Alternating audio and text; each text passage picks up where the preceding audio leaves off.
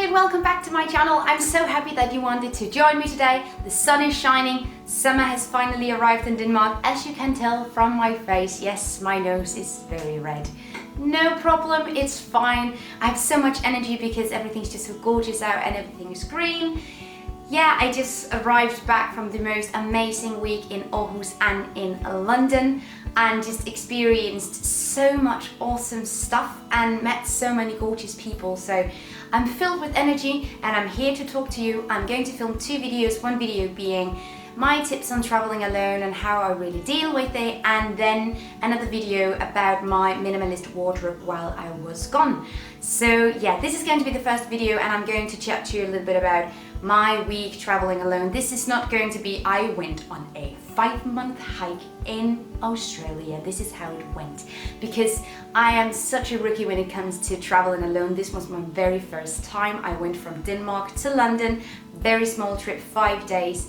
And just was home quite briefly, and then I had to go to this awesome sustainability event in Aarhus, and I wasn't really alone there at all, but I went by myself and met tons of new people and stuff. So this is just going to be some of the things that I thought about whilst I was gone. It's obviously some sort of connected to sustainability and conscious living, because but generally not so much. So what's going on? We do not know. Okay, so the first thing I really thought about was Lost. I talked about this in one of my London vlogs as well, but I've been so bad at doing things by myself, always. I've never been able to just do something because I really wanted to. I've been very dependent upon having friends, family, boyfriends, girlfriends, whatever, doing stuff with me, enabling me to do so. But recently I've just had this feeling that I don't really need other people to enable me. I can do things by myself because that's something that I want to do. I don't want to be dependent upon having other people in my life with the same interest as me. That makes sense as well, because zero waste and my interest in sustainability is not something that I share with a lot of people IRL. It's something that I share with a lot of people online, and I have people I know from different parts of the country and different parts of the world I share it with. But friends and family wise, people are of course very respectful and engaged and supportive, but generally it's something that I have for myself. Then last year, I started swimming by myself, and the first few times I went, I was very dependent upon having a friend to go with me. But slowly I just started doing it by myself, and that just spiraled completely, and now I want to do almost everything by myself because I really enjoy my own company, and it's, you know, a journey and some sort of character growth or whatnot. But I thought it was really important to share, because something that I've always found super weird, or at least something that I never thought I wanted to do myself, was eating in a restaurant alone. And I've been doing that for a whole week, every day, in a cafe, restaurant, whatever, some sort of place. Going by yourself, asking for a table for one or whatnot, was something that I found to be so challenging and really overwhelmingly uncomfortable. I do not feel that way anymore, let me just tell you that. I went in London to all the places I wanted to go to. I went to Mushi's and Fit by Water, I went to Campden and different bars, restaurants, whatever, that I really wanted to go because I wanted to experience their food. Did it by myself and it was fine. I really, really loved it. So that was some sort of boundary that I completely overcame by simply just leaping into it, doing it. Also, as I talked about, I'm going to be traveling to China in August. I'm going to be there for a whole semester. I'm going to be working, but that's something I'm going to do by myself. And also in June, I'm going to my first festival, and I'm going to Copenhagen. I love metal, rock and death metal and whatnot, and I have tons of friends that sort of enjoy it, but no friends that I really thought wanted to come with me to the festival. So I just decided to do it alone because that's something that I enjoy, that's something that I want to do. So, growth. I feel like it was important to talk about because I know tons of people that are very limited by having other people to do stuff with. A movie, you want to see a play, restaurant, whatever, you ask your friends to come with you.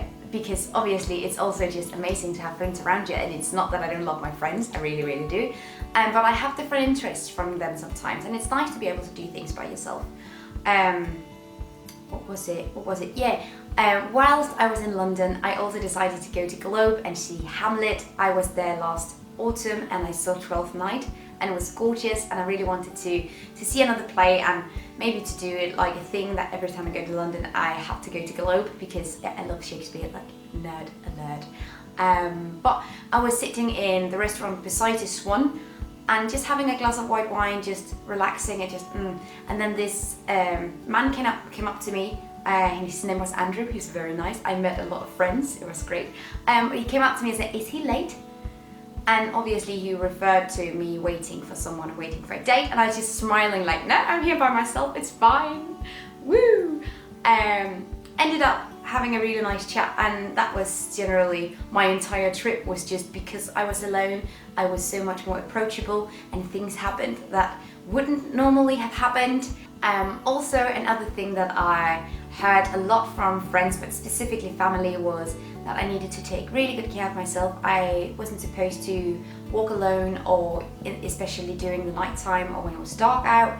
And I had to sort of say I will be walking by myself because I'm traveling by myself. But obviously people were automatically worried when you're a woman and you travel alone, which is so sad that that is something that we need to consider, but apparently it is, world.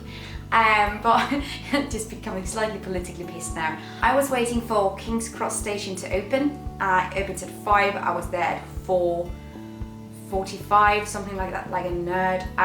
But yeah, just ready.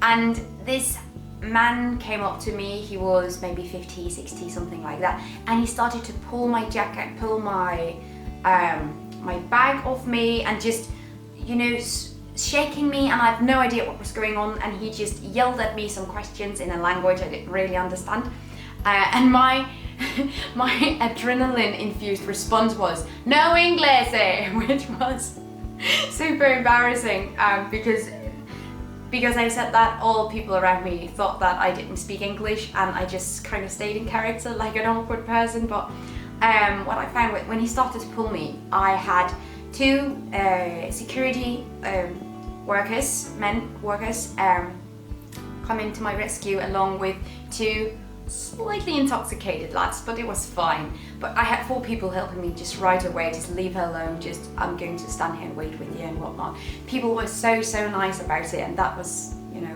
quite nice. But yeah, just in populated areas I wouldn't be so afraid to walk alone, because people are there, and if there's one psychopath, there will possibly also be some non-psychopaths present. Let's hope. So yeah, definitely. Also, another thing that I found to be really great whilst traveling alone, and of course this can also be when you're traveling with people, but it's not the case for me. I didn't plan so many things.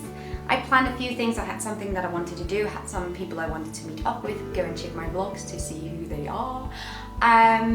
But other than that, I didn't really plan so much, because I was super spontaneous, and that is not usually like me. But whenever I saw something that looked really cool, or something that looked interesting, I just, oh, now I'm going this way, right? And I ended up in so many weird places and had so many great weird experiences because I didn't plan anything, so definitely recommend.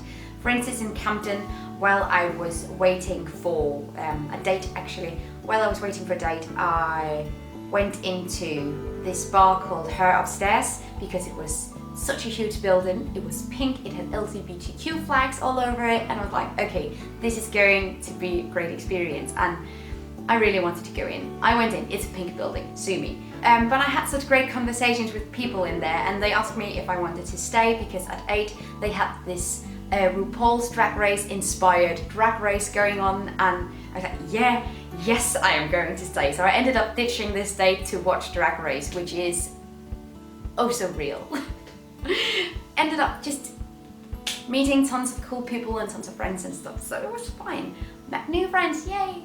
But yeah, doing things you didn't really knew was going to happen can really be some of the most memorable experiences of all time. So from that point of view, I would say just don't plan anything, it's fine, yeah. But what was the point of this video? Generally just talking to you guys about my trip and where I've been, which I think is a fair thing to do. Because I was missing, I posted all the time for a week, but I was in London for 5-6 days or something, so it was good.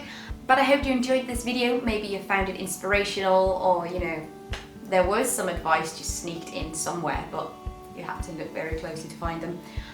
But I hope you liked this video, and if you did, you can of course leave me a comment down below and tell me if you have any tips for traveling alone, or generally just something you want to tell me, because always tell me stuff, it's fine. Like up this video if you liked it, and of course if you haven't already, please subscribe to my channel, that would make my day. Me and my red nose is also on Instagram and on Facebook and whatnot. You can also follow me on my blog, gittemarie.com.